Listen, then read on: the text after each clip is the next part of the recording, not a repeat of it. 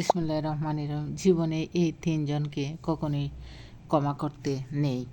১ নম্বরে, যে ভালো না বেসে অপমান করে।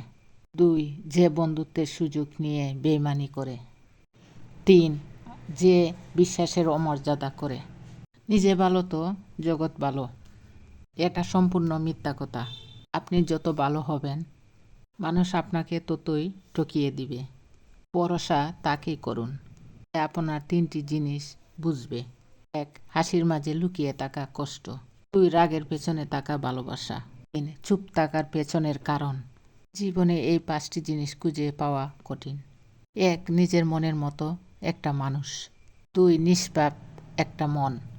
৩, কষ্টের ভাগিদার, নিঃস্বার্থ ভালোবাসা। ৫, বিশ্বাসী একটা মানুষ। একটি বাস্তব সত্য, যাদের মনটা ভালো হয়, কপালটাই খারাপ হয়।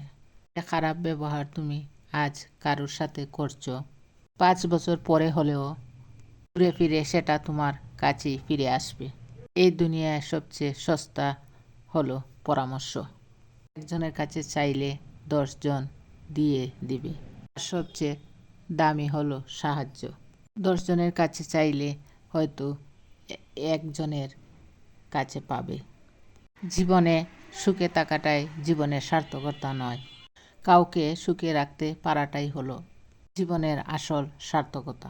স্বার্থের এই পৃথিবীতে ভালো খারাপ বলে কিছু হয় না। তুমি যার মন রাখতে পারবে তার কাছে তুমি ভালো, আর যার মন রাখতে পারবে না তার কাছে তুমি খারাপ। এটাই বাস্তব। বিশ্বাসটা নিজের ওপরে রাখাই ভালো। কে কি বলল না বলল তা নিয়ে মাথা ঘামানো কখনোই উচিত নয়। কেউ কষ্ট দিলে না খেতে এই ৫টি কাজ করো। ১, তাকে ইগনোর করো। ২, কষ্টের বদলে কষ্ট না দিয়ে তার থেকে দূরে দূরে থাকো। ৩, মন খারাপ না করে নিজেকে প্রস্তুত করো। ৪, সে যেই পজিশনে আছে তার থেকে ভালো পজিশনে যাওয়ার জন্য পরিশ্রম করো। ৫, এমনভাবে জীবনটাকে পরিচালনা করো যেন জীবনটা তার থেকে অনেক বেশি সুখের হয়। দেখবে সে ভেতরে ভেতরে জ্বলে পুড়ে মরে যাবে। কষ্টের বিনিময়ে কষ্ট নয়, আঘাতের বিনিময়ে আঘাত নয়। কোনো কারণ ছাড়াই যদি কেউ তোমাকে কষ্ট বা আঘাত দেয়, সেখান থেকে চুপ করে সরে আসো। ধন্যবাদ সবাইকে। আসসালামু আলাইকুম।